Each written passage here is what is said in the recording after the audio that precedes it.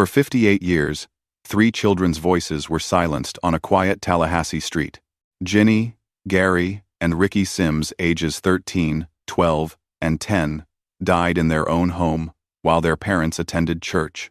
No forced entry, no theft, just deliberate brutality that shattered a community's faith in safety. The killer walked free, aging into obscurity, while families grieved without answers. But in 2024, a forgotten piece of cloth beneath a 13-year-old girl's bed finally spoke. Sometimes truth waits decades to surface. Sometimes justice arrives when you least expect it. Before we get into the story, drop a comment with your country and the time right now.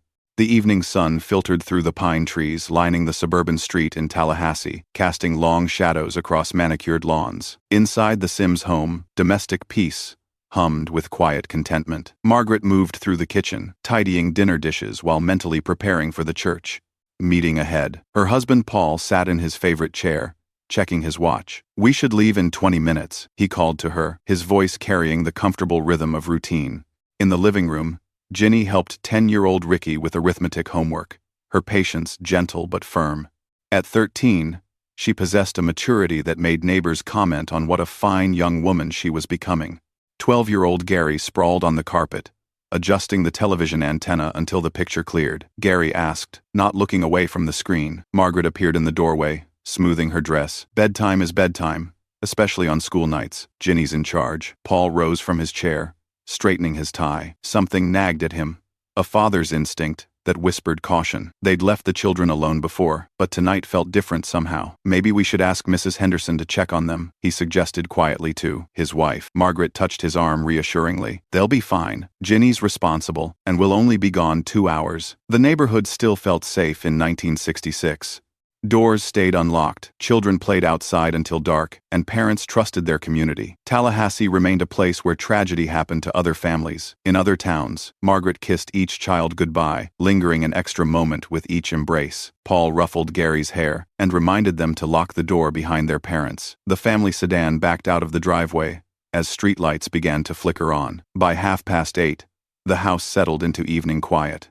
Ginny moved through the living room, collecting homework papers and straightening cushions. Her methodical nature showed in everything she did, books aligned on shelves, shoes paired neatly by the door. "Can I have some milk?" Gary called from the kitchen. "Get it yourself," she replied, but without harshness. Ricky too. In the corner, Ricky sprawled on his stomach, crayons scattered around a drawing of their house. He'd added a dog to the picture, though they didn't own one. His imagination filled gaps that reality couldn't. Outside, a faint rustling disturbed the evening stillness. Ginny paused, listening, then dismissed it as wind through the pines. She moved to the front door, turning the deadbolt, a habit their mother had instilled, but she left the screen door unlatched for the evening breeze. The rustling came again, closer this time. A shadow passed the front window once, then again. Ginny approached the glass, peering into the gathering dusk. Nothing moved, except swaying branches. "What are you looking at?" Gary asked, returning with 2 glasses of milk. "Probably nothing," she said, but unease crept into her voice. 3 blocks away, Mrs. Patterson walked her terrier along the sidewalk, enjoying the mild September air. She'd lived in this neighborhood for 15 years, watching families grow and children graduate. The Sims family represented everything good about their community: hard-working parents, well-behaved children, active in church and school. The evening felt perfect, too perfect, perhaps, for what was about to shatter its peace forever. At 17 minutes past 9, Mrs. Patterson heard it, a sharp thump that seemed to come from the direction of the Sims house. She paused mid-step, her terrier sniffing at a hedge. The sound was brief but distinct, like something heavy hitting a wall. She waited, listening for voices or explanation. Only crickets responded. After a moment's hesitation, she continued her walk. Children dropped things. Furniture got moved. Ordinary sounds in ordinary homes. Inside the Sims house, terror had already begun. Ginny had heard the gentle knock at the front door. Through the screen, she recognized the lanky silhouette of Daniel Mercer, the 19-year-old who'd mowed their lawn earlier that summer. Her parents had mentioned his awkward attempts at conversation, how his stares lingered too long. "My parents aren't home," she called through the screen, not opening it. "I know," Mercer replied, his voice flat and strange. "I want to talk to you." Something in his tone sent ice through her veins. She'd complained to her mother weeks earlier about how he watched her from his porch across the street, how he found excuses to be in their yard when she played outside. Her mother had dismissed it as a harmless crush. "You should go home," Ginny said firmly, moving to lock the screen door. But Mercer was already pushing against it, his strength overwhelming her slight frame. Gary heard his sister's frightened voice and rushed from the kitchen. What he saw, a grown man forcing his way into their home.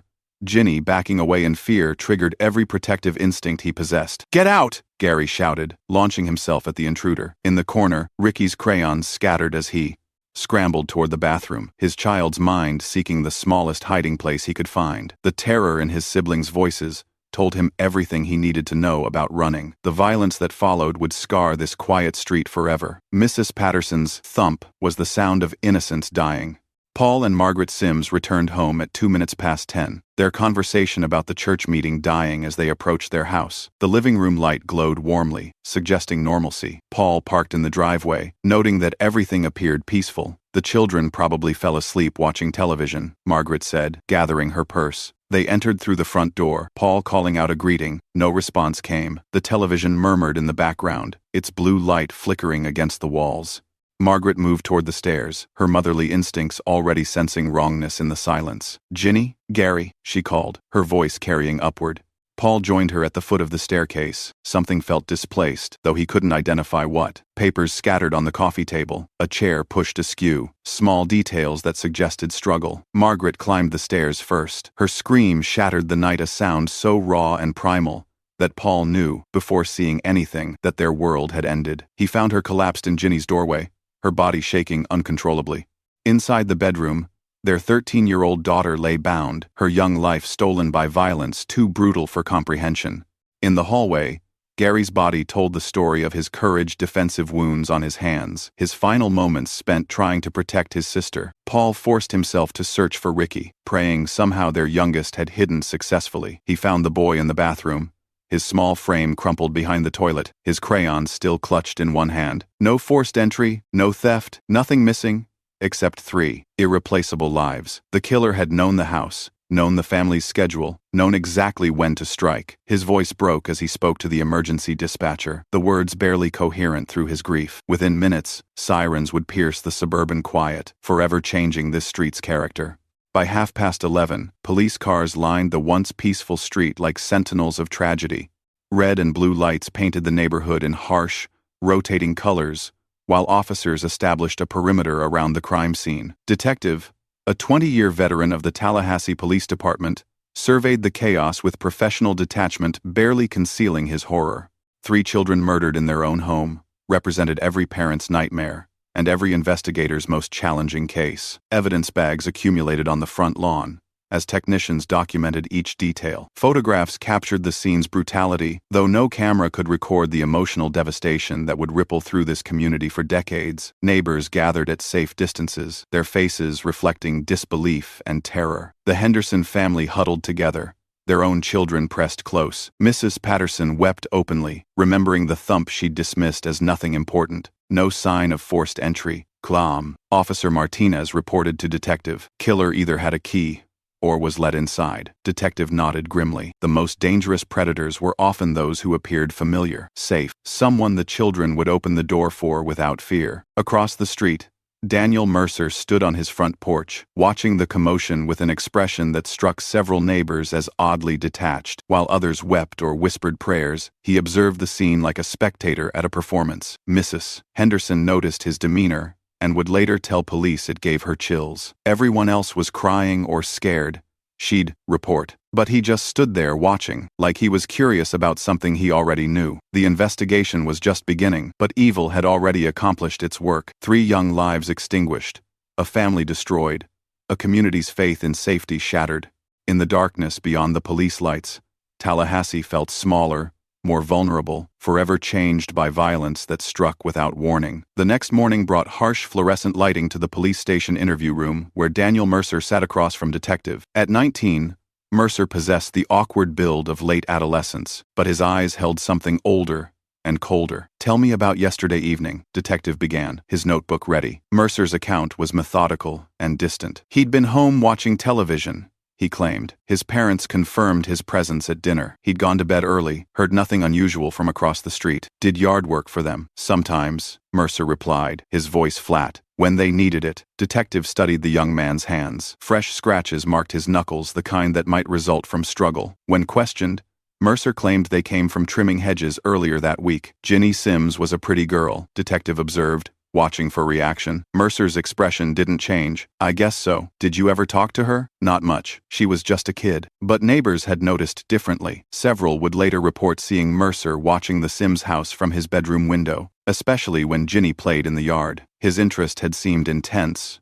troubling. The interview continued for 2 hours without breakthrough. Mercer maintained his alibi, answered questions with minimal emotion, and showed no signs of guilt or grief. His demeanor unnerved Detective, too calm for someone discussing murdered children, too detached for a neighbor claiming innocence. Yet without physical evidence connecting him to the crime scene, without fingerprints or witnesses placing him inside the house, Detective could only document suspicions. The scratches on Mercer's hands proved nothing. His knowledge of the family's schedule could be explained by neighborhood observation. By afternoon, Detective had to release him. Mercer walked home as if nothing had happened, while 3 blocks away, the Sims house remained wrapped in crime scene tape.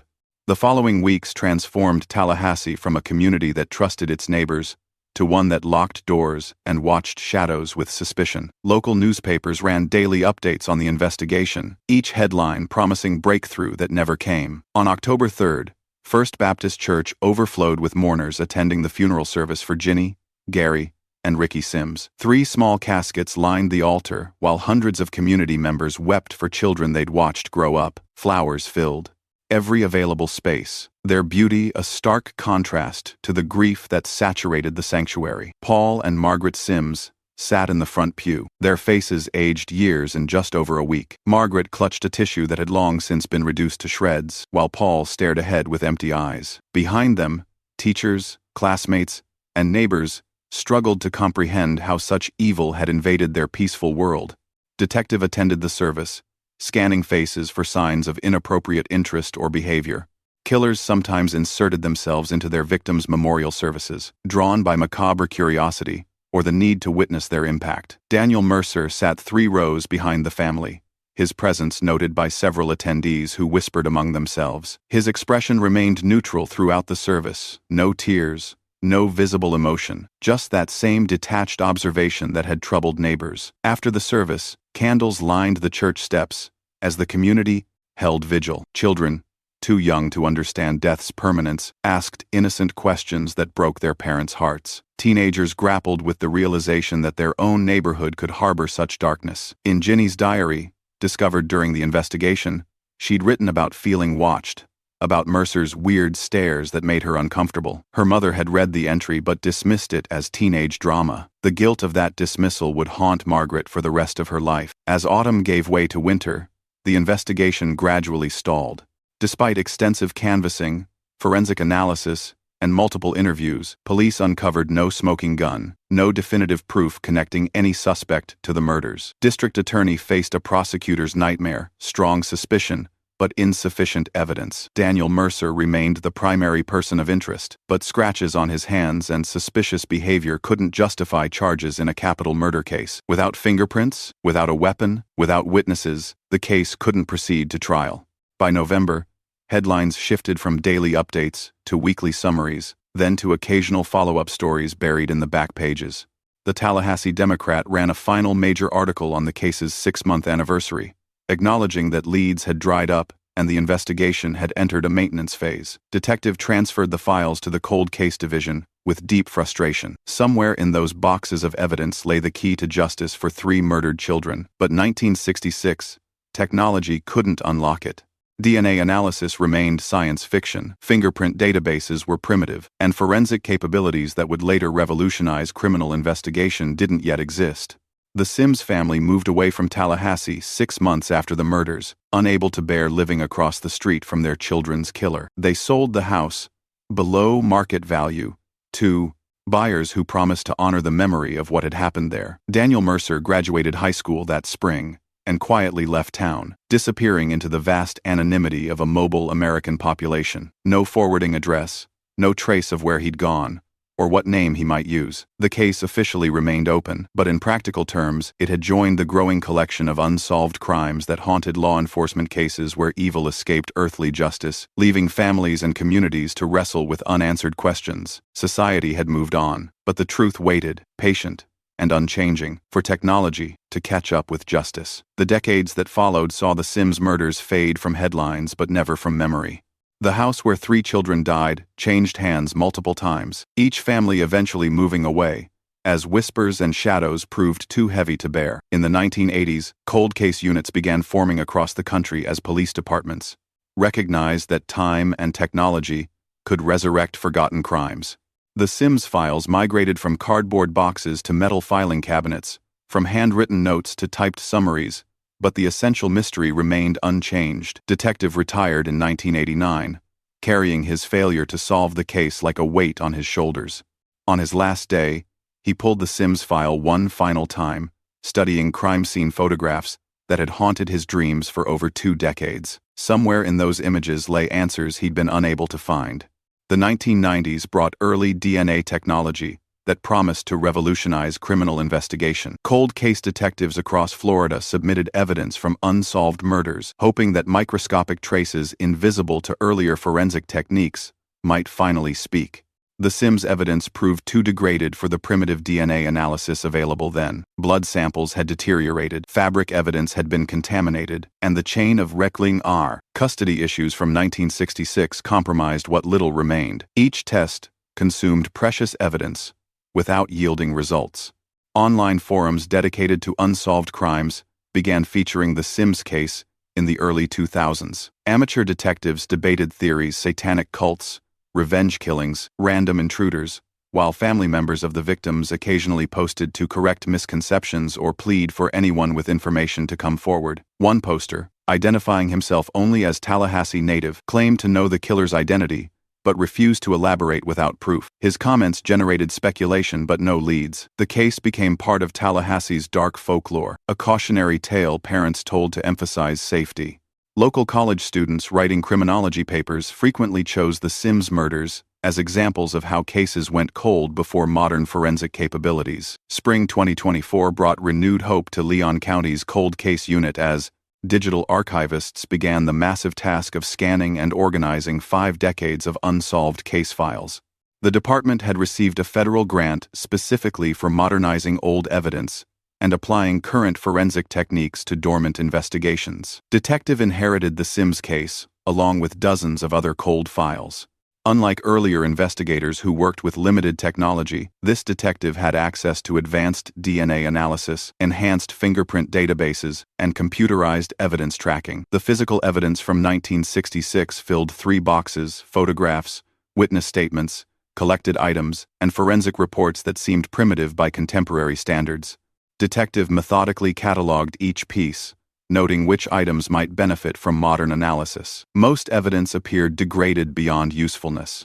Blood samples had deteriorated, fabric had been contaminated by improper storage, and crime scene materials had suffered from decades of handling. But detectives' trained eye noticed something previous investigators had missed. Buried beneath layers of documentation was a small evidence bag containing a fragment of cloth. The tag, written in fading ink, indicated it had been recovered from beneath Ginny Sims's bed during the initial investigation. The fragment was tiny, barely larger than a quarter, but it had been stored separately from other fabric evidence. Detective held the bag to the light, examining the dark stain on the cloth. Something about its location and preservation suggested it might have avoided the contamination that had compromised other materials. "This could be our shot," Detective muttered, making a note to prioritize the fragment for DNA testing. The advancement of forensic technology meant that even microscopic traces of biological material could potentially yield genetic profiles. What had been scientifically impossible in 1966 was now routine laboratory work. Detective submitted the fragment for analysis, beginning a process that would take weeks,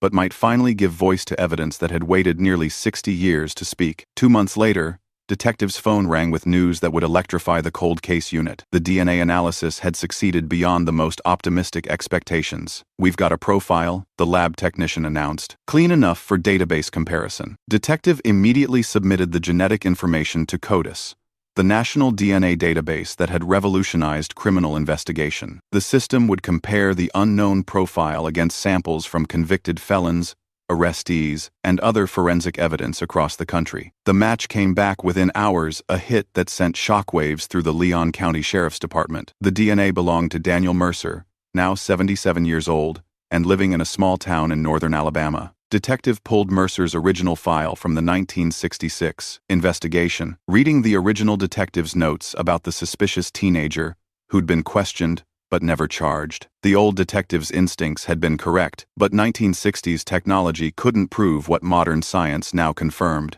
Further investigation revealed that Mercer had been arrested in Alabama for trespassing in 1974, which explained how his DNA had entered the national database. The arrest had seemed minor at the time, an elderly man wandering onto private property, but it had preserved biological evidence for 5 decades. Detectives studied current photographs of Mercer from Alabama DMV records. The awkward teenager had become a stooped, white-haired man living alone in a rural community. His neighbors described him as a quiet loner who kept to himself and seemed harmless. But Detective knew that appearance often deceived. Ted Bundy had seemed charming, Dennis Rader had appeared to be a model citizen, and countless killers had hidden behind facades of normalcy. Evil didn't announce itself with horns and fangs. It wore ordinary faces and spoke in everyday voices. The time had come to confront Daniel Mercer with evidence that couldn't lie, couldn't be explained away, and wouldn't fade with memory. After 58 years, the cloth beneath Ginny Sims's bed was finally ready to testify. The drive to Alabama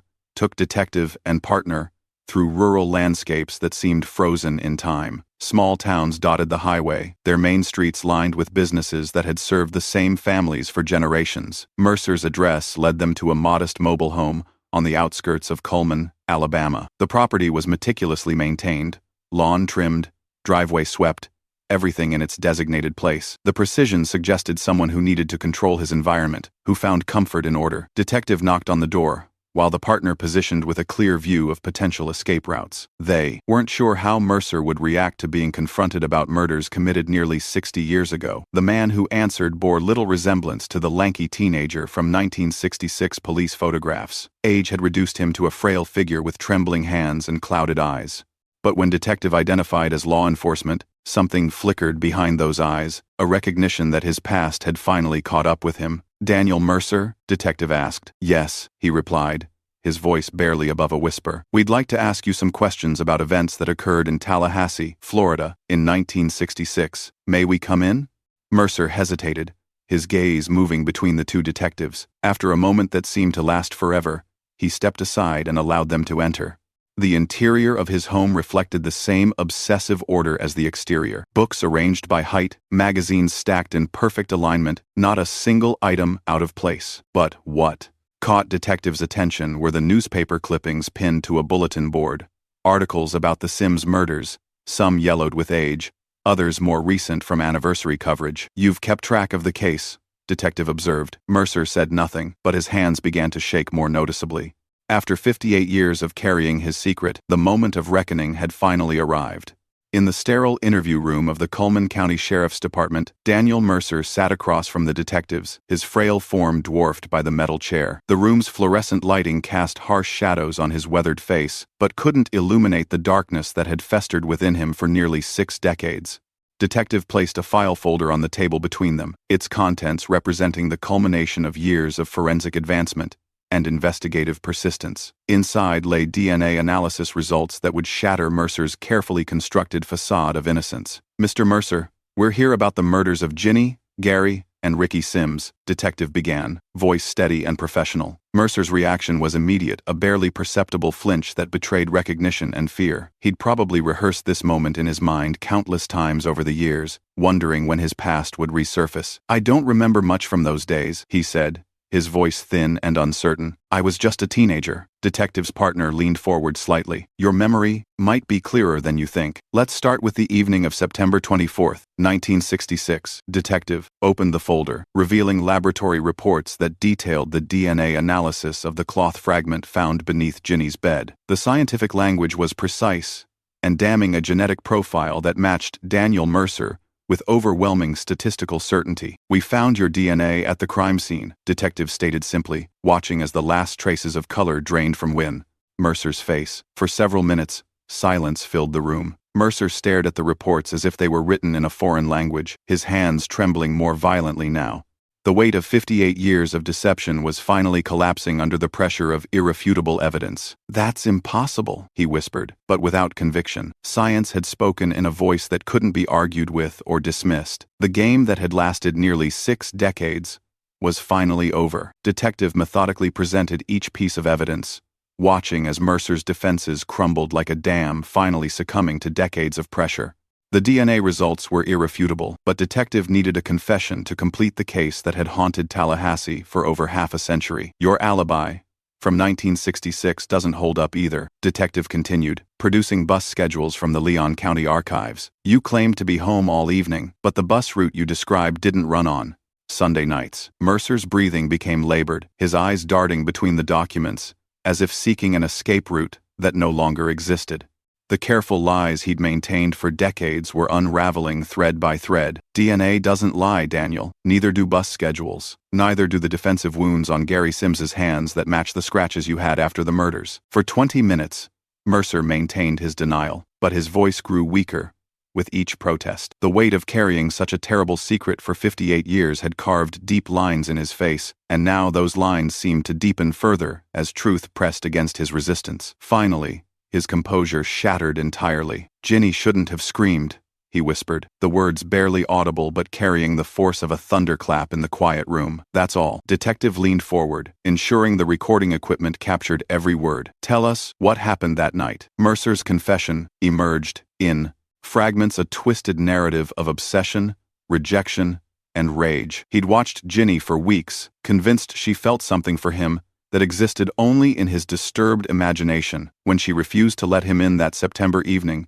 his fantasy collapsed into violence. "Gary tried to stop me," Mercer continued, his voice emotionless as he described the 12-year-old's heroic attempt to protect his sister. "The little one ran. I found him in the bathroom." The casual way he described murdering 3 children chilled both detectives. Evil, they realized, often wore the mask of banality. The confession's completion took 3 hours as Detective carefully documented every detail, ensuring that no procedural error would compromise the case that had waited nearly 6 decades for resolution.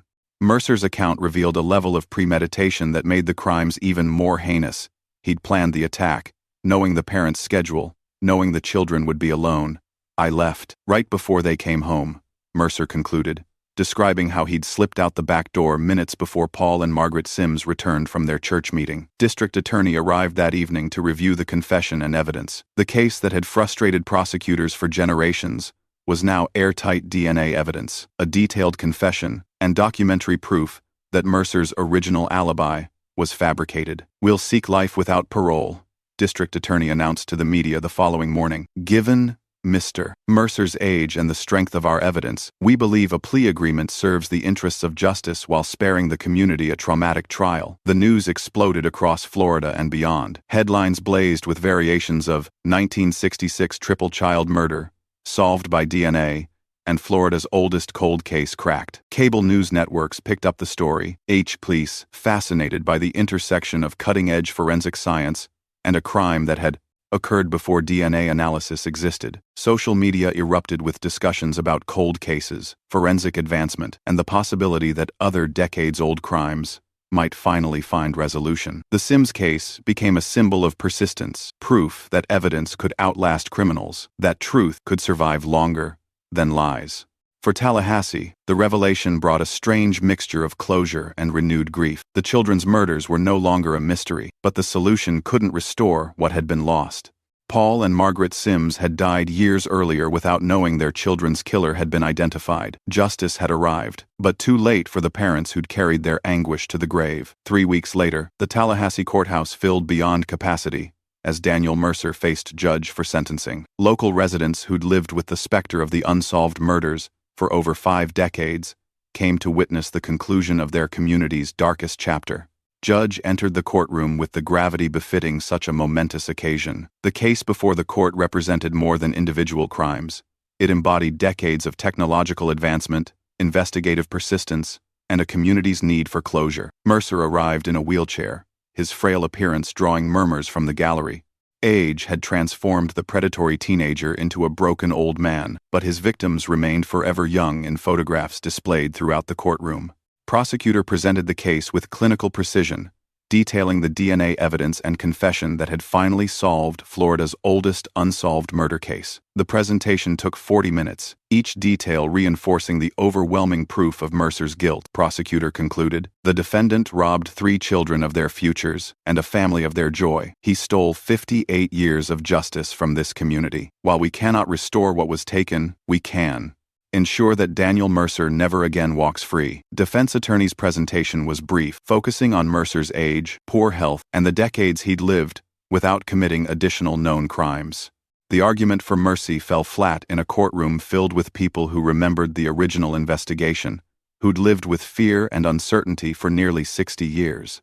Judge reviewed the case materials with solemn attention before addressing the court. The crimes committed on September 24, 1966, shocked the conscience of this community and remain among the most heinous in our county's history. While justice has been delayed, it will not be denied. The sentence was life in prison, without possibility of parole. Mercer showed no emotion as Judge spoke, his blank expression offering no insight into whatever thoughts occupied his mind.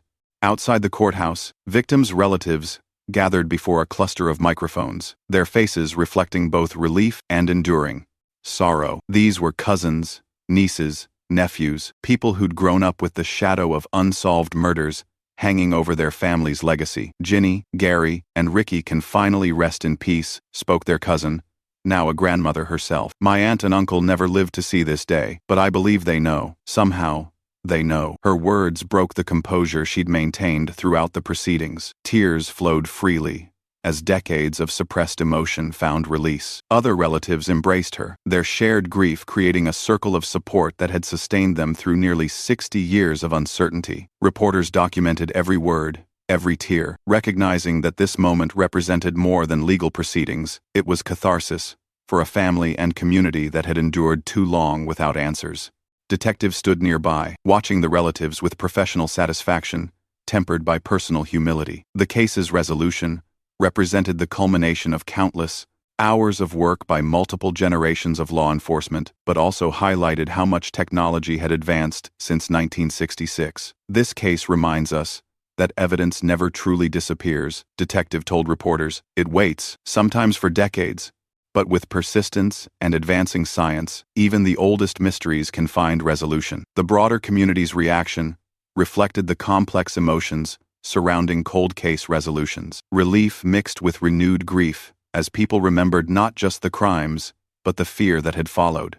Parents recalled checking locks twice, watching shadows, wondering if evil still lurked in their peaceful neighborhood. That evening, local news broadcasts led with extensive coverage of the sentencing. Anchors contextualized the case within the broader landscape of cold case investigations, noting how DNA databases and improved forensic techniques were solving crimes that had stumped investigators for generations. In the weeks following the sentencing, media attention gradually shifted from the courtroom proceedings to broader discussions about justice, memory, and the role of advancing technology in solving cold cases. Documentarians announced plans for films exploring the Sims case, while true crime podcasters began researching the decades between the murders and their resolution. The story resonated beyond Tallahassee, inspiring law enforcement agencies across the country to revisit their own cold case files with renewed optimism. Forensic laboratories reported increased requests for DNA analysis of decades-old evidence, as departments recognized that today's technology might unlock yesterday's mysteries. Detective testified before the Florida legislature about the importance of funding cold case units and maintaining evidence storage facilities. The Sims case had proven that biological evidence could remain viable for decades if properly preserved, but many agencies lacked the resources to store and test old evidence effectively. Every piece of evidence tells a story, detective explained to lawmakers. We just need to develop the technology to hear what it's saying. The Sims case also prompted discussions about victim advocacy and family support services. Relatives of unsolved murder victims often experienced unique forms of trauma, grief, complicated by uncertainty, hope repeatedly disappointed by false leads, and the peculiar burden of living with questions that might never find answers. Victims' relatives used their newfound platform to advocate for other families enduring similar circumstances. They established a support network for relatives of cold case victims, providing resources and emotional support for people navigating the complex intersection of grief and hope that characterized their experience. "We lived for 58 years not knowing," one relative explained to a support group gathering. "That changes you. Even when you get answers, the wondering doesn't just disappear, but at least now we know the truth." 6 months after Mercer's sentencing, detective closed the final paperwork on the Sims case, sealing the file that had consumed so much energy across multiple generations of law enforcement. The manila folder, thick with decades of documentation, joined hundreds of others in the solved cases archive. But before filing it away, detective paused to examine the evidence bag containing the cloth fragment that had ultimately solved the case. The small piece of fabric had waited patiently in storage for 58 years, harboring genetic secrets that 1966 science couldn't unlock, but 2024 technology could read like a book. The fragment would return to the evidence vault, but its work was done. It had finally spoken for Ginny Sims, giving voice to a 13-year-old girl who'd been silenced too young. In the stark language of DNA, sequences, and probability statistics, it had told the truth that human memory and observation had been unable to definitively prove. Detective made a final note in the case log. Evidence submitted for permanent archival storage. Case status closed by prosecution. Across town, Leon County expanded funding for its cold case unit, inspired by the Sims resolution. 3 additional investigators joined the team, along with a forensic specialist dedicated to reviewing old evidence with modern techniques. The success had demonstrated that cold cases weren't just historical curiosities. They represented opportunities for justice, however delayed. Other Florida counties began similar expansions, recognizing that advancing technology had transformed the landscape of criminal investigation. Cases that seemed permanently unsolvable might now yield to DNA analysis, enhanced fingerprint databases, and digital forensic techniques that didn't exist when the crimes occurred. The ripple effects extended beyond law enforcement. Universities began offering specialized courses in cold case investigation, while forensic laboratories invested in equipment specifically designed to extract genetic material from degraded evidence. On a crisp October evening, community members gathered at the former Sims residence for the dedication of a small memorial. The house had changed hands several times over the decades, but the current owners had agreed to allow a modest plaque honoring Ginny, Gary, and Ricky. The bronze memorial was simple but dignified, bearing the children's names and the dates that bookended their brief lives. Below their names, a single line captured the community's sentiment: "Beloved children, Forconic, remembered always." Local clergy offered prayers, while neighbors who'd known the family shared memories of 3 children whose lives had been cut short by senseless violence. Some attendees had been children themselves in 1966, others had moved to the neighborhood in the decades since, but all understood the significance of the moment. "This memorial doesn't erase what happened," the current homeowner said to the gathering, "but it ensures that Ginny, Gary, and Ricky are remembered for who they were, not just how they died." Mrs. Patterson,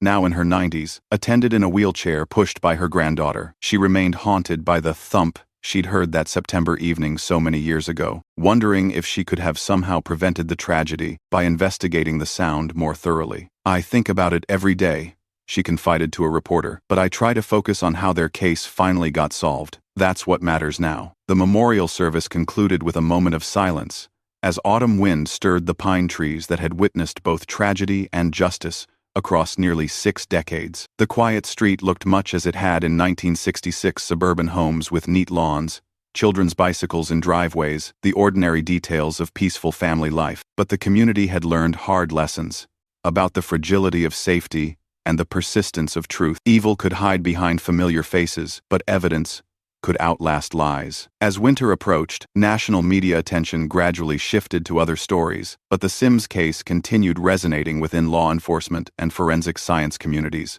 The case had become a textbook example of how technological advancement could breathe new life into old investigations. Detective received invitations to speak at conferences across the country, sharing lessons learned from the investigation and encouraging other departments to revisit their cold case files with fresh optimism. The presentations always ended with the same message: persistence and advancing technology could overcome even decades of frustration. The Sims children waited 58 years for justice. Detective would tell audiences, "Our job is to make sure other victims don't wait that long." Universities began using the case in criminal justice curricula, demonstrating how forensic techniques evolved and emphasizing the importance of evidence preservation. Students studying the case often expressed amazement that crimes from the 1960s could be solved with contemporary technology. Daniel Mercer, meanwhile, had been transferred to a medical facility within the state prison system, his advanced age and deteriorating health requiring specialized care. He'd shown no interest in appeals or legal challenges, seemingly resigned to spending his remaining years behind bars. Correctional staff reported that he rarely spoke about his crimes, maintaining the same emotional detachment that had characterized his confession.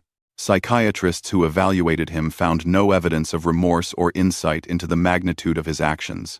The case had revealed evil in its most banal form, not the dramatic malevolence of fiction, but the quiet darkness that could lurk behind ordinary facades. Mercer had hidden among his neighbors for decades, aging into apparent harmlessness, while carrying terrible secrets. But technology had eventually caught up with him, proving that even the most carefully concealed crimes could find exposure when science advanced beyond the criminal's expectations. As 2024 drew to a close, the Sims case joined the ranks of famous cold case resolutions that had captured public imagination. Bookstores featured true crime titles, exploring the intersection of advancing forensic science and decades-old mysteries, while streaming platforms announced documentaries examining how DNA technology had revolutionized criminal investigation. The case also prompted reflection on broader themes of justice, memory, and social change. The Tallahassee of 1966 had been a different world, doors left unlocked, children playing outside until dark, communities bound by trust that seemed naive from contemporary perspectives. Yet the same human nature that enabled such trust had also harbored the capacity for terrible evil. Daniel Mercer's crimes reminded society that monsters often wore familiar faces, that danger could lurk behind the most ordinary appearances. District Attorney used the case's resolution to advocate for continued investment in forensic technology and cold case investigations. "Justice delayed is not justice denied, if we maintain our commitment to seeking truth," became a frequent refrain in speeches about law enforcement priorities. The case also highlighted the emotional toll that unsolved crimes imposed on families and communities. For 58 years, the Sims murders had remained an open wound in Tallahassee's collective memory. Parents had warned children about stranger danger,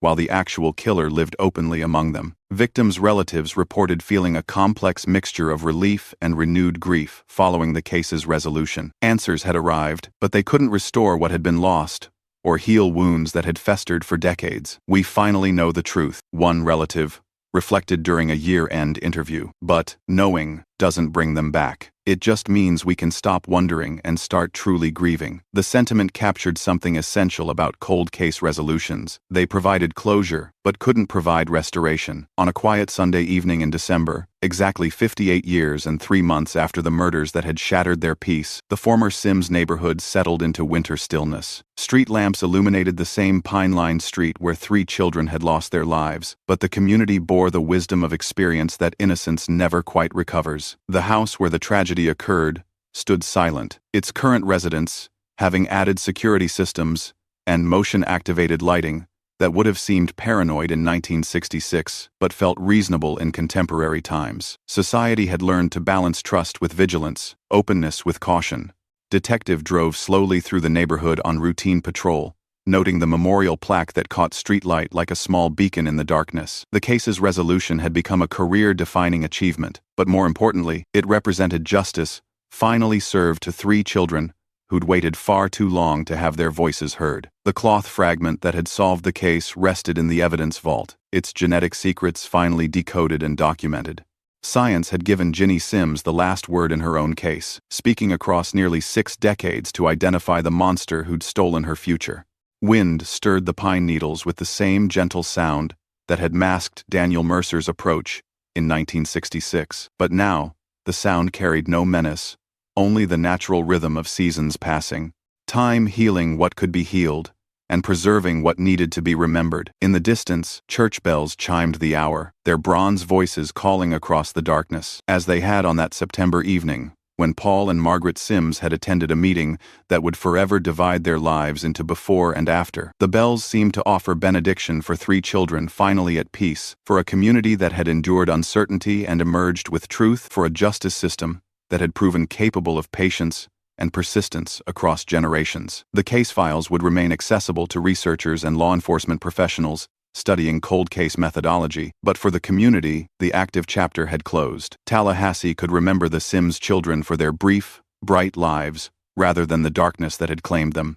In nearby cemeteries, 3 small headstones bore testament to lives cut short, but now, they also represented a promise kept that truth would eventually surface, that evil would ultimately face reckoning, that society would never stop seeking justice for its most vulnerable members. The story belonged to the ages now, joining the long historical record of how communities respond to tragedy, how technology advances human capabilities, and how persistence can overcome even the most carefully concealed crimes. Detectives' final report noted that the case had demonstrated the critical importance of evidence preservation, interagency cooperation, and continued investment in forensic capabilities. But beyond the technical lessons lay something more profound: proof that human society's commitment to justice could transcend individual lifespans, technological limitations, and the patient malevolence of those who believed they could escape consequence. Some stories end with dramatic confrontations or emotional catharsis. The Sims case concluded more quietly, with scientific certainty, legal process, and the measured satisfaction of a job finally done correctly. Evil had been patient, but truth had been more patient still. Justice had been delayed, but justice had been served. On that quiet December evening, as winter settled over the pine-lined street where 3 children had once played, their neighborhood finally rested in peace. The questions had been answered. The voices had been heard. The waiting was over.